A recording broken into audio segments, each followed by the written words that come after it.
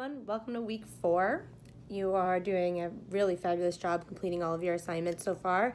And there seems to be a real genuine understanding about where we're headed. That's really important, especially because this week is your initial draft submission. So I just want to go over the assignments that are going to be due this week and make sure that you feel comfortable and to give you some advice and hopefully answer some questions if you have any over the course of the video. Something that I just want to tackle first is your actual initial draft submission to me. You're going to see that you have 2 submissions. One is your peer feedback and the other is for instructor feedback.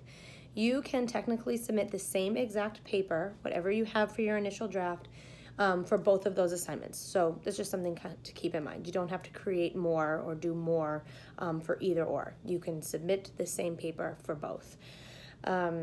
Specifically, in the description of your initial submission, you can see that that an outline is technically acceptable, a detailed outline.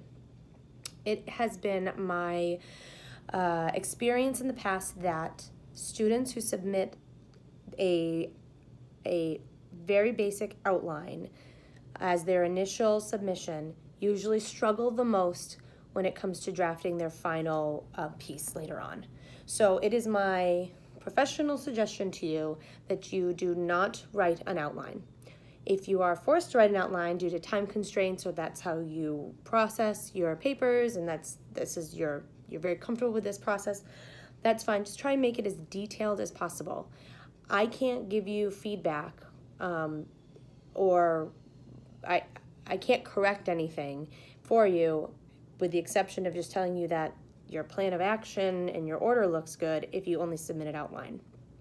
I would rather you have messy paragraphs and incomplete thoughts and questions to me inside of your writing than to have just the basic simple map of where you think you're going to be going. So I will not be grading for grammar, punctuation, spelling. I will not be ripping it apart as if it's your final draft. It's your first draft. And I want to just make sure that your initial approach to your topic is working and to give you some guidance. It's all a learning experience. Something that I'm also going to be doing, just so that you're aware, is that when I grade your final submission, I put up all of your drafts on the same screen and I look at how you've grown essentially over the course of the session. So I will be looking at what I suggested and what I corrected for your first draft and seeing if you actually completed it by your last draft. So did you take the constructive criticism? Did you take the ideas? Did you try to better yourself as a writer? And I always include that when I'm grading because I think that even if you are not the strongest writer, if you genuinely tried and were a part of the process, you should be rewarded for that. Also, if you're a person who has ignored all of my comments and decided to do your own thing without making any corrections, then I also kind of keep that in mind when I'm grading your final paper if there's mistakes that I addressed in week 4 and they weren't corrected by the end of week 6. So just something to keep in mind. The more the better. Messy is fine. Avoid an outline. Going on from there. Your initial draft peer review workshop is a wonderful opportunity for your peers to not only read your paper and understand your side, but to also give you true, thorough feedback. I tell my students all the time that you are doing a disservice if you do not honestly provide feedback to someone's paper, good and bad. We can always be respectful, we can always be thoughtful, however, we should be honest.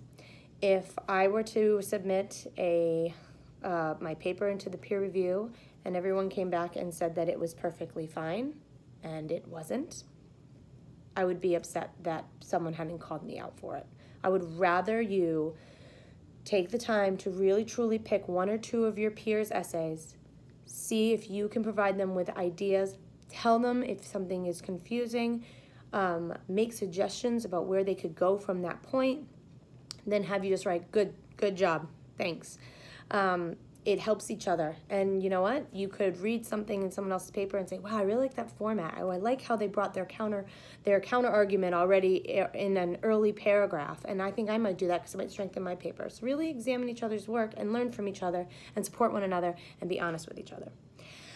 With that being said, it's an issue, I think, with the assignment dates and times. However, technically, your submission of your review workshop is on Saturday, and your responses are also supposed to be on Saturday.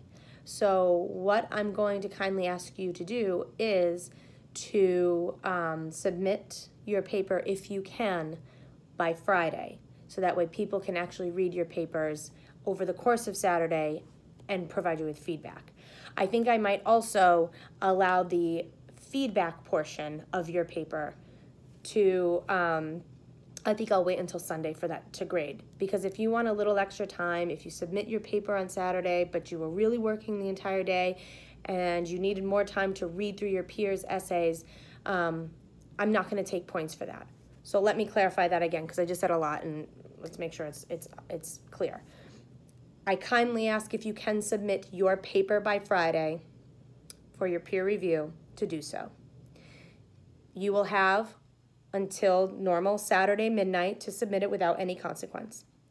However, if you need more time just to write reviews for your peers into Sunday, I will not take any points from you for the review portion.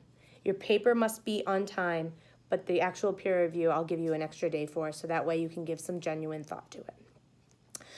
Okay, so I think that's it. Big things being submitted this week.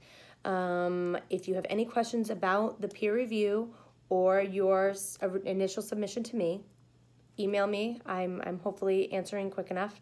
And if you need, well, you know what? I'm going to wait. I will give you more specific feedback inside your individual papers. So when you go in, if you look at your paper after it's been graded, I will not put the grade in until I've put feedback in on your paper. So if you go into your paper after it's been graded and you can't see any comments, there's a problem, because I'm going to fill it with comments. So let me know within the next few days if you are not seeing any comments, because they should be there. All right, well, good luck, and I'm here if you need me.